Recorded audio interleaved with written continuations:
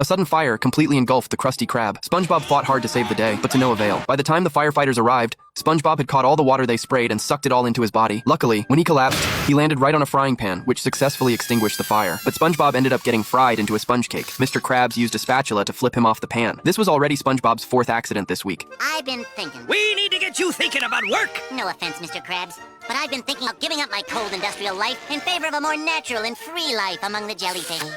Who would have thought that SpongeBob, who had always loved his job, would actually want to return to nature this time? Mr. Krabs found it hilarious, so he took SpongeBob to the kitchen and began brainwashing him. Only here could he truly be useful. This was where SpongeBob was most at home, and with these tools they could rule the world. This is way more fun than catching jellyfish, but SpongeBob had already made up his mind. He was determined to show Mr. Krabs just how serious he was. When Mr. Krabs ran out after him, all he saw was SpongeBob's work cap on the ground, but he was certain SpongeBob would come back. Back at home, SpongeBob started sorting through his belongings because he didn't need them anymore. He was going to live with the jellyfish. Just then, Sandy asked curiously, "Is SpongeBob selling his 20 pieces of furniture?" After hearing SpongeBob's explanation, Sandy found it hard to believe. SpongeBob, of all the crazy schemes, why would you want to live among the jellyfish? They're cold and mean and none too bright. SpongeBob had already anticipated Sandy's reaction, but he was determined. No one could stop him. He believed that eventually, everyone would surely join his cause. Then he even took off his pants because, longing for freedom, he no longer needed them. The two had seen right through it all. They were certain SpongeBob would be back soon. Only Patrick was truly heartbroken. SpongeBob had already arrived at Jellyfish Fields. He believed this was his true home. He began chasing after his own kind. Watching the jellyfish eat seaweed, SpongeBob wanted to blend in with them,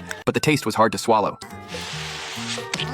This is the life. Just as SpongeBob was, greeting the jellyfish, the scent of a Krabby Patty suddenly drifted over from the distance. SpongeBob looked down at Sandy and Patrick, who were having a picnic. To help SpongeBob return home, Sandy had even prepared a speech for Patrick. Why, thank you, Sandy. I would love one. Take Patty.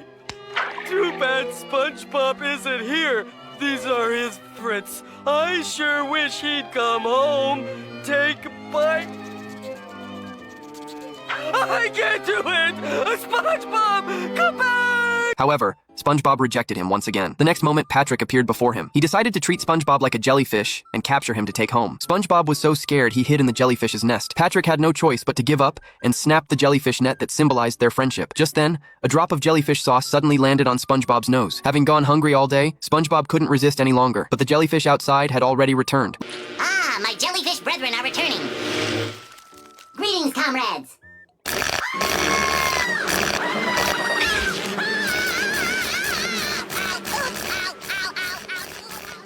Late at night, SpongeBob found a cave and prepared to spend the night there, but he was shivering from the cold. Finally, unable to bear it any longer, he began to reminisce about the past and started walking toward home. He felt a bit of regret at that moment. He shouldn't have given up so many friends to live a life that didn't belong to him at all. When he opened the door, he found his friends already waiting there. SpongeBob, do us all a favor. Don't mind if I do. Ta-da! Okay, that's enough.